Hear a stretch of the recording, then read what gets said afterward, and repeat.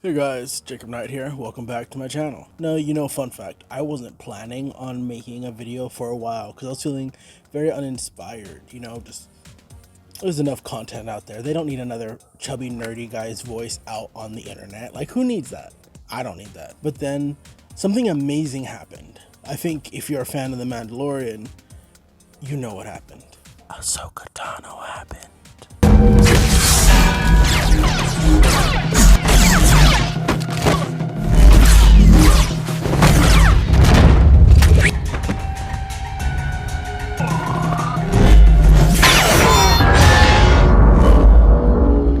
My personal favorite Star Wars character, Ahsoka Tano, just showed up.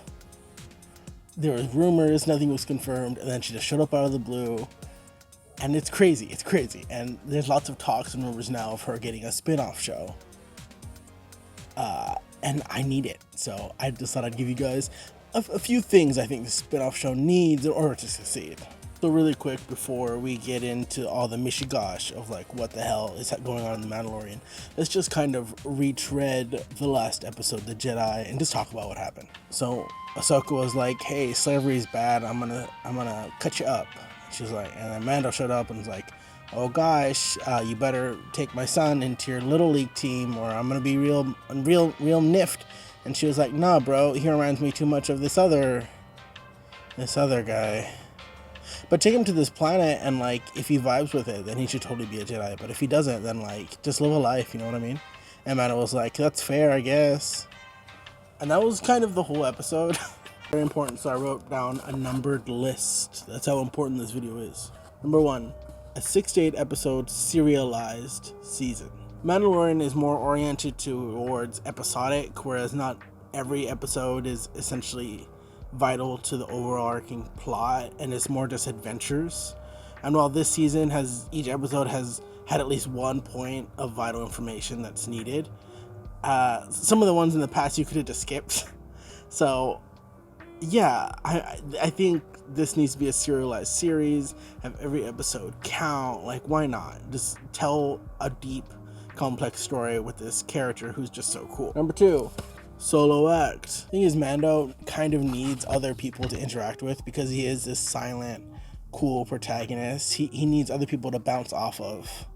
And Baby Yoda can't really talk yet, so what's that going to do? But Ahsoka has been known in the past for having wit, and although she used to be super spunky, she's real chilled. She still has a little hint of spunkiness. I feel like she could not only perform well on her own, but with whatever characters show up. And I mean, if you want to give her 1 or 2 sidekicks, that's fine. Bring some people in, cool.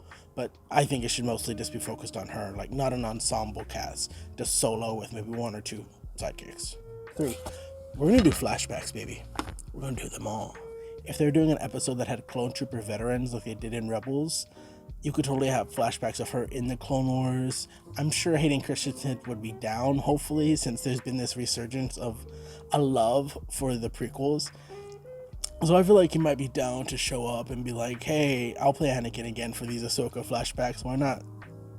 And each of these different flashbacks can be throughout her time as on the during, before, the after the fall of the Republic, and just have those memories intertwine with whatever plot that episode is, or maybe the overarching story. Like, flashbacks are fun, and now's the time we can use them, and we can use plenty of them, I feel like, because this also not only gives kind of fan service to those who are already in love with the character and want to see more of her exploits onto the live action format. It also gives some history to those who don't know the character. They're just like, "Oh, I don't know Ahsoka, I just like Star Wars, she seemed cool, I'm gonna watch her." So they don't have to do all this homework with the animated stuff to get some of her more iconic moments and to fill the character out more. So yeah, flashbacks. Let's do all the flashbacks. Next point is that this should take place after that Mandalorian episode. I feel like there's going to be a temptation to go to her time as Fulcrum, i.e. the early days of the rebellion, right after the fall of the Republic, like her on her own trying to survive. But 1, we already had a book of her doing that. 2, we spent so much time in the rebellion, pre-rebellion. I want to see post-rebellion. I want to see things that lead up into the latest trilogy, and I want to see new ground treaded. Maybe not character or story-wise, but at least time period wise. So that'd be cool. Like, why not? Let's just do it. My next point is that I think we should get weird. Let's get Star Wars weird. Okay, so in Rebels, there's a bunch of weird Force stuff at the end connecting with Spirit, and in the Clone Wars animated series, there was also fun Force things with the witches and the planet. I don't want to get spoilers, but yeah, there are witches in Star Wars. There's Force sensitive planets. Like, let's just let Ahsoka get weird. Because her position within the Force is also kind of weird. Yeah, so I'd just be into more like weird Ahsoka getting into like weird adventures with the Force and figuring out her place in it, and just treading on some cool ground, because the Force is really cool. There's a lot of cool directions you could take it, but it's kind of always just a reiteration of the same stuff. So let's just get weird with the Force. Let's just do it.